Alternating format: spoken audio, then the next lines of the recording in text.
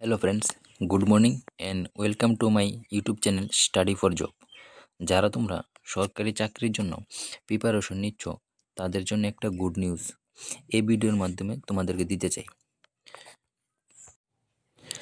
এবং তোমরা যারা ওভারএজ হয়ে গেছো, যেসব ইন্টারভিউর মধ্যে ফিজিক্যাল থাকে এবং সেখানে তোমরা যারা ফিজিক্যাল ক্লিয়ার করতে পারো না, ঠিক আছে, এবং ফিজিক্যাল খুবই টাফ লাগে তোমাদের, তাদের জন্য এই নোটিফিকেশনে একটা গুড নিউজ রয়েছে। প্রথমেই বলে দিই, এখানে তোমরা শুধু একটি এক্সাম ক্লিয়ার করলেই চাকরি পেতে পারো। এখানে কোনো ফিজিক্যাল হবে না, শুধু একটা রিটেন টেস্ট হবে এবং কিছু কিছু পোস্টের জন্য টাইপিং টেস্ট রয়েছে।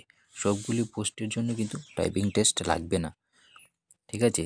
চলো আর দেরি না করে নোটিফিকেশনটি দেখে নেই।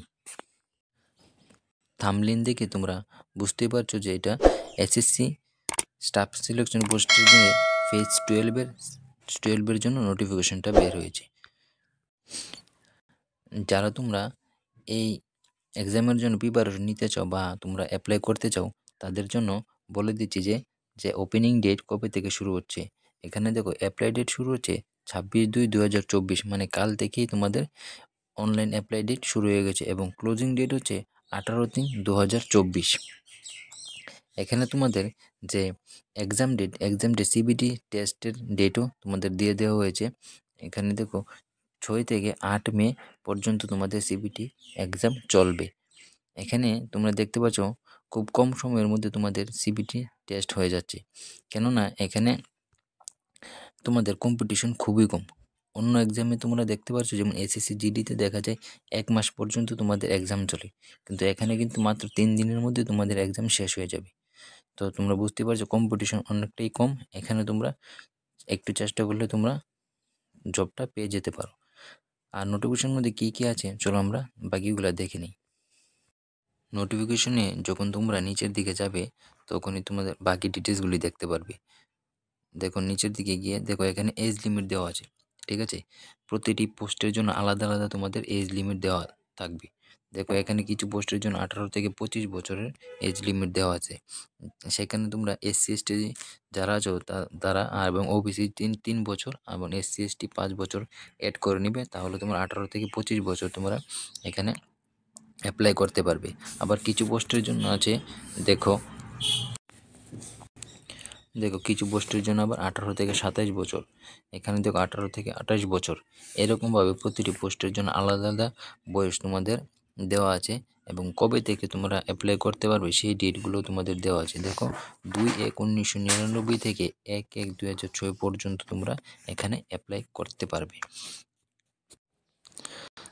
তারপরে দেখো এখানে সবগুলো বয়স তোমরা দেওয়া আছে, তোমরা নোটিফিকেশনটা ভালো করে পড়ে নেবে। কিছু কিছু বয়স তো অনেক, দেখো এখানে দেখো 18 থেকে 42 বছর পর্যন্ত তোমরা এখানে অ্যাপ্লাই করতে পারবে।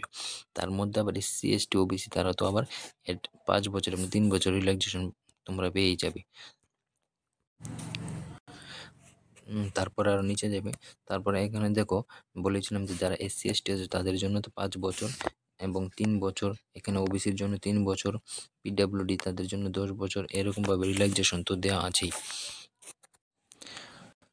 তারপর যখন নোটিফিকেশনটা আরও নিচে যাবে সেখানে আরও তোমাদের গুরুত্বপূর্ণ কিছু ডিটেলস দেওয়া আছে। দেখো এখানে তোমাদের যে ফি কত লাগছে সেখানে দেখো দেওয়া আছে। 100 টাকা ফি লাগছে তোমাদের যারা জেনারেল আছো, ইউআরএ যারা আছো তাদের 100 টাকা ফি। আর যারা তোমরা এসসি এসটিদের জন্য কোনো ফি লাগছে না, ঠিক আছে।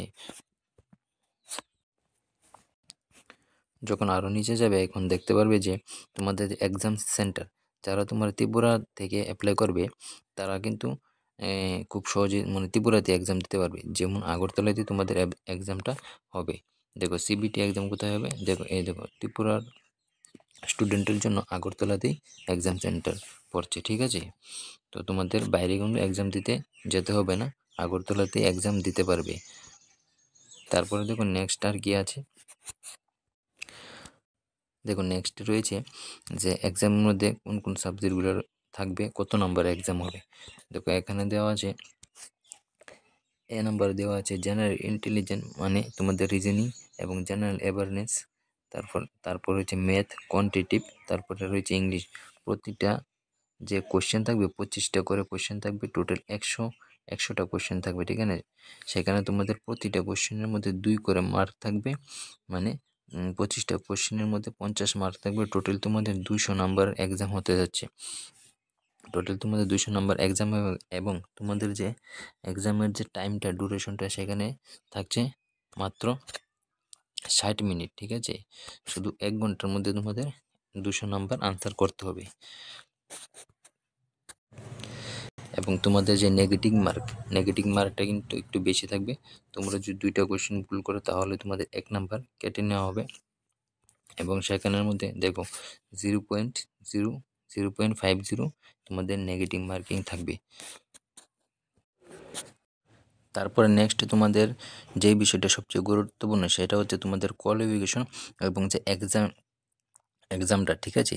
তোমরা অনেকেই কনফিউজ থাকবে এবং তোমরা সেই কনফিউজটা যেন না থাকে তোমাদের, সেই জন্য আমি তোমাদের খুব ডিটেলসে বুঝিয়ে দিচ্ছি, ঠিক আছে। তারপরেও যদি তোমাদের কোনো কনফিউজ থেকে যায় তাহলে তোমরা কমেন্ট বক্সে কমেন্ট করবে, তোমাদের আমি ডিটেলসে বলে দেবো, ঠিক আছে। দেখো তোমাদের যে এখানে কোয়ালিফিকেশনটা কিন্তু থাকছে তোমাদের 10 থেকে গ্রাজুয়েট পর্যন্ত। তোমরা যারা 10 পাস করো তারাও তোমরা এখানে অ্যাপ্লাই করতে পারবে, এবং যারা তোমরা গ্রাজুয়েট আছো তারাও কিন্তু এখানে তোমরা অ্যাপ্লাই করতে পারবে। কিন্তু তোমরা যারা গ্রাজুয়েট আছো তারা কিন্তু যদি দেখো এখানে 10তে অ্যাপ্লাই করো এবং যদি 12 অ্যাপ্লাই করো এবং গ্রাজুয়েটে অ্যাপ্লাই করো তাহলে কিন্তু তোমরা 3টে অ্যাপ্লাই করতে পারবে, এবং তার জন্য তোমাদের 3টি এক্সামই দিতে হবে, ঠিক আছে। 3টি অ্যাপ্লাই করলে 3টে এক্সাম দিতে হবে। আর যারা তোমরা 10th করছো তারা তো 12 এবং গ্রাজুয়েট দিতে পারবে না, তাহলে তোমরা একটা অ্যাপ্লাই করলে তাহলে তোমরা একটাই এক্সাম দেবে, ঠিক আছে, ক্লিয়ার। যদি তোমরা 3টে অ্যাপ্লাই করো বা 2টা অ্যাপ্লাই করো তাহলে 2টি এক্সাম, একটা অ্যাপ্লাই করলে একটি এক্সাম, 3টি অ্যাপ্লাই করলে 3টি এক্সাম তোমাদের দিতে হবে, ঠিক আছে।